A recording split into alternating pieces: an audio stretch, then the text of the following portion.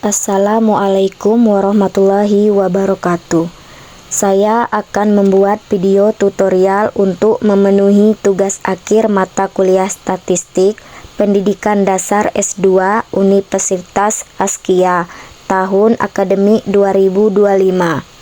Sebelumnya perkenalkan, nama Mitya Sismi, NIM 24111600144 dengan dosen pengampu Dr. Estuhono SPD MPD.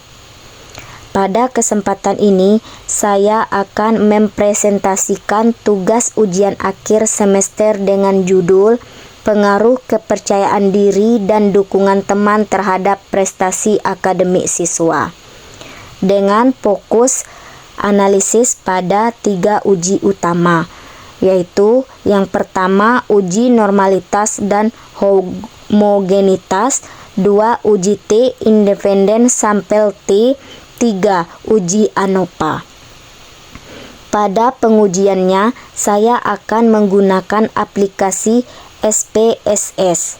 Jumlah responden 38 siswa, jenis data angket dan nilai akademik. Tujuan menganalisis apakah kepercayaan diri atau X1 dan dukungan teman sebaya atau X2 mempengaruhi prestasi akademik atau Y siswa sekolah dasar. Berikut ini data yang sudah disiapkan yang nantinya data ini akan diinput di SPSS. Berikut adalah variabel yang digunakan dalam penelitian ini. Variabel X1 yaitu kepercayaan diri, variabel X2 yaitu dukungan teman sebaya, variabel Y yaitu prestasi akademik. Langkah input data di SPSS 25. Yang pertama, buka SPSS 25. Yang kedua, pilih blank data yang sudah kita siapkan tadi. Yang ketiga, masukkan ke variabel view nama X1, X2, dan Y. Yang keempat, masukkan data pada data view. Yang pertama, uji normalitas.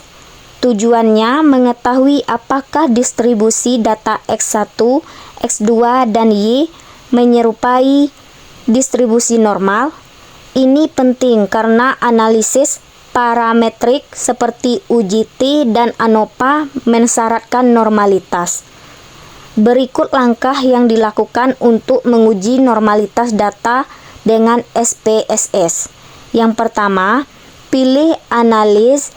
Yang kedua, pilih deskriptif statistik. Yang ketiga, pilih explore. Yang keempat, masukkan semua data ke dependent list. Yang kelima, pilih plots, lalu conteng normality plot with test. Yang keenam, pilih continue. Yang ketujuh, klik OK. Hasil Kolmogorov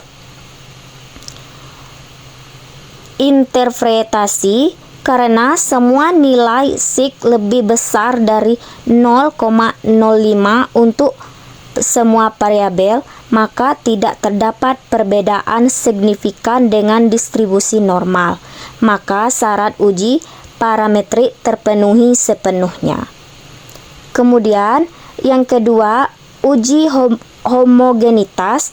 Tujuannya mengukur apakah varians antara kelompok kategori tinggi atau rendah kepercayaan diri dukungan teman setara.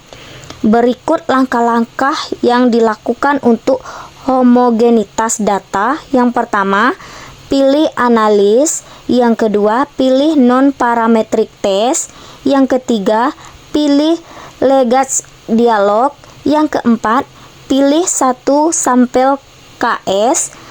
Yang kelima, lalu masukkan semua data ke test variable list. Kemudian yang keenam, klik OK. Hasil perhitungan SPSS interpretasinya, karena semua nilai sig besar dari 0,05, maka data tidak menunjukkan perbedaan signifikan dalam variansnya 100% terpenuhi. Dengan terpenuhinya asumsi normalitas dan homogenitas, maka data ini memenuhi syarat untuk dianalisis lebih lanjut menggunakan uji T dan ANOVA. Kemudian, uji T independent sample T. Tujuannya menguji apakah rata-rata prestasi siswa berbeda secara signifikan antara kelompok kepercayaan diri tinggi dan rendah. Langkah dalam melakukan uji T pada SPSS: yang pertama, pilih analis. Yang kedua, regresi linear berganda. Yang ketiga, masukkan data Y ke dependent list, X1 dan X2 ke dependent list, kemudian klik OK. Maka langsung keluar hasil uji T dan ANOVA-nya sekaligus. Hasil uji T. X1 memiliki nilai sig 0,000 yang artinya berpengaruh signifikan terhadap Y karena kecil dari 0,05. Kemudian X2 juga memiliki sig 0,000 sehingga berpengaruh signifikan terhadap Y. Karena nilai signifikan untuk X1 dan X2 adalah 0,000 atau kecil dari 0,05, maka disimpulkan bahwa secara parsial kedua variabel tersebut berpengaruh signifikan terhadap variabel Y. Kemudian, uji ANOVA. Tujuan untuk melihat apakah X1, X2 dan interaksinya secara bersama-sama mempengaruhi prestasi akademik siswa. Hasil uji ANOVA menunjukkan nilai signifikan 0,000 atau kecil dari 0,05, yang berarti terdapat pengaruh yang signifikan dari X1 dan X2 terhadap Y. Baiklah, hanya itu yang bisa saya sampaikan pada kesempatan kali ini. Terima kasih atas perhatian Bapak, Ibu dosen dan rekan-rekan semuanya. Semoga presentasi ini dapat memberikan gambaran praktis dan teoritis mengenai penerapan analisis statistik dalam konteks dunia pendidikan. Saya tutup dengan wassalamualaikum warahmatullahi wabarakatuh.